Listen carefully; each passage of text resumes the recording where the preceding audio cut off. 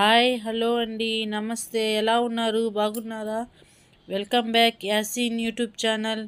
మీరందరూ బాగుండాలని కోరుకుంటున్నాం ఫ్రెండ్స్. ఈరోజు స్పెషల్ రాగి పుట్ అండి. ఇది పెద్దవాళ్ళైనా చిన్నపిల్లలైనా అందరు తినొచ్చు ఫ్రెండ్స్. నడుము నొప్పులకి చాలా శక్తినిస్తుంది. ఎలా చేయాలో మా అత్తగారు నేర్పించారు. ఒకసారి ఈ రెసిపీ ఎలా చేయాలో తెలుసుకుందాం ఫ్రెండ్స్. ఈ రోజులు బాగా ఆరబెట్టాను ఫ్రెండ్స్. ఇప్పుడు ఇది మిషన్లో వేయించిన పిండి ఫ్రెండ్స్. ఇది బయట మిషన్లో వేయించాను.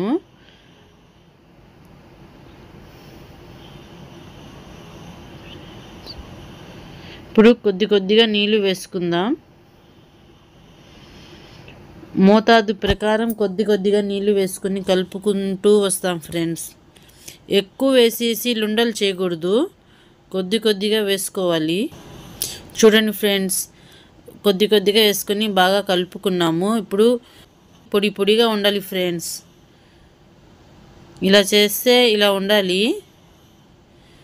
పొడిగా ఉంటే మనకు పుట్టు కూడా బాగా పొడిగా ఉంటుంది. లేకపోతే ఉండలుగా ఉంటుంది ఫ్రెండ్స్. ఇడ్లీ పాత్రని పెట్టుకుందాం. ఒక కాటన్ గుడ్డని బాగా తడిపి దాని మీద వేసుకుందాం ఫ్రెండ్స్. వేసుకున్న తర్వాత ఇప్పుడు ఆ రాగి పిండిని అందులో వేసుకుందాం. చూడండి, ఇలా వేసుకుంటే పొడిగా వేసుకుంటే చాలా బాగా వస్తుంది ఫ్రెండ్స్.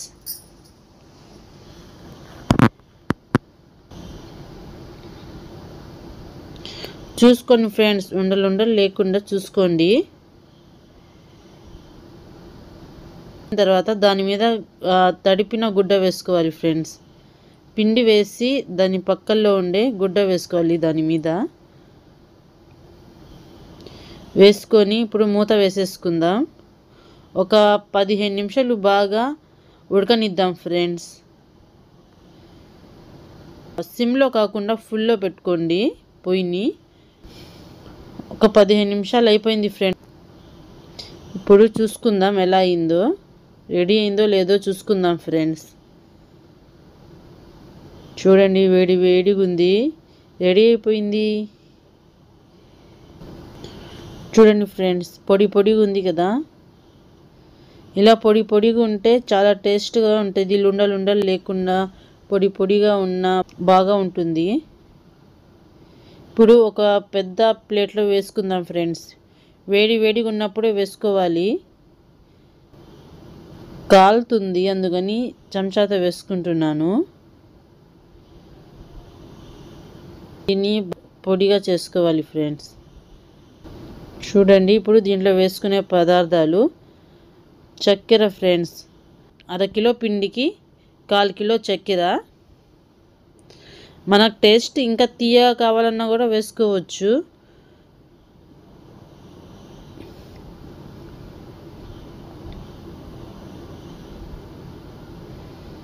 ఒకసారి బాగా కలుపుకొని ఇప్పుడు ఇందులో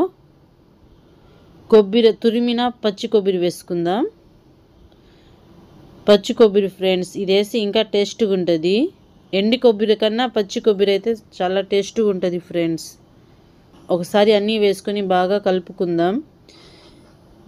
మనకు చక్కెర ఇంకా కావాలన్నా కూడా వేసుకోవచ్చు. కొంతమంది బెల్లం వేసుకుంటారు, మనకి ఇష్టం ఫ్రెండ్స్. బెల్లమైనా వేసుకోవచ్చు, చక్కెర అయినా వేసుకోవచ్చు.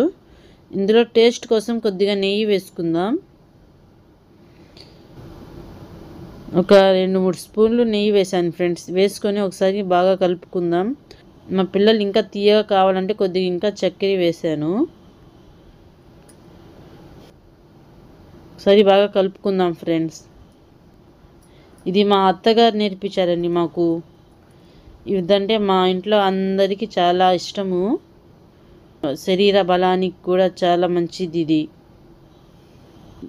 పొడిగా తినడం కన్నా లడ్డు లాగా తినడం అంటే చాలా ఇష్టపడతారు. ఇలా చేసిస్తే పిల్లలు రోజుకి ఒక 2-3 లడ్డూలైనా తింటారండి.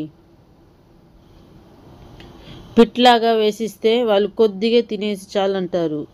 అందుకని ఇలా లడ్డూ లాగా చేసి పెడితే పిల్లలందరూ రోజుకి ఒక 2-3 లడ్డూలైనా 3 లడ్డూలైనా తింటే శరీరానికి చాలా మంచి బలం ఇస్తుంది.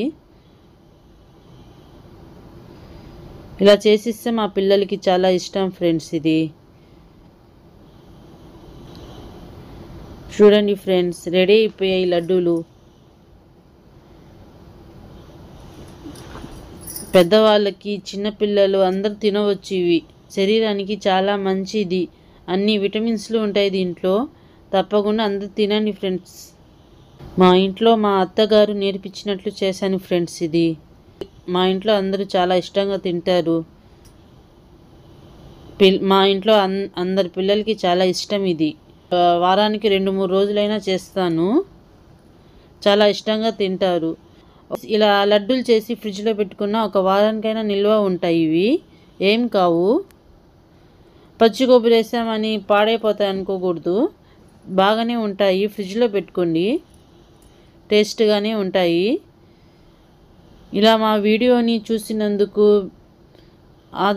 ఆదరించినందుకు చాలా థ్యాంక్స్ ఫ్రెండ్స్. మా వీడియోస్ కనుక చూస్తుంటే ఒక లైక్ అండ్ సబ్స్క్రైబ్ చేయండి. కామెంట్స్లో తెలపండి ఫ్రెండ్స్ ఎలా ఉందో.